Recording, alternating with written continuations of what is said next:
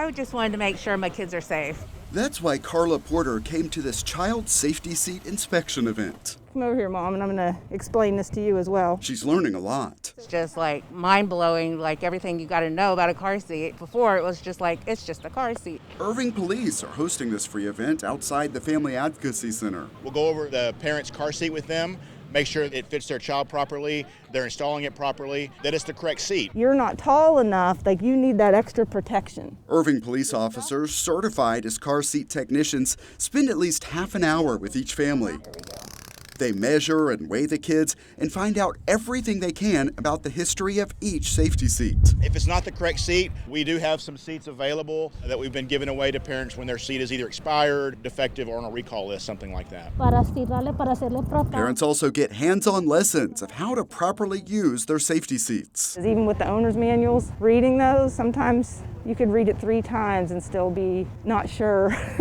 Like for me, I am much better at hands-on.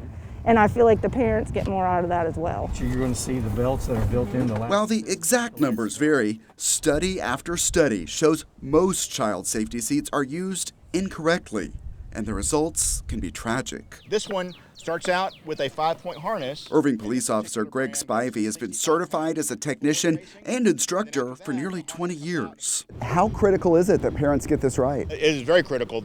Car seats are very effective at keeping our kids safe when they're properly installed. Unfortunately, if they're not properly installed, we don't know what it's going to do in a crash. What are some of the most common mistakes you see? The seat belt is routed improperly. So some car seats have more than one belt path. They're a forward-facing and a rear-facing seat. It converts, and the parent might be using the wrong belt path. And they're like, wow, I wish I knew that. The police department is looking at holding another event like this one later in the year. Officers will also conduct individual safety seat checks by appointment. Visit cityofirving.org/2212 to get scheduled. And this is how we'll adjust it to help keep it off of her neck. Those who went through the process at this special event appreciate the police department's help. I appreciate it a lot. They're doing a good job. Sometimes we think we're using the car seats correctly, but we're not. I'm 100% grateful because it's a great help to the community and a great help to our kids. They are all leaving with lessons that could make a critical difference. I learned how to reinforce the seat.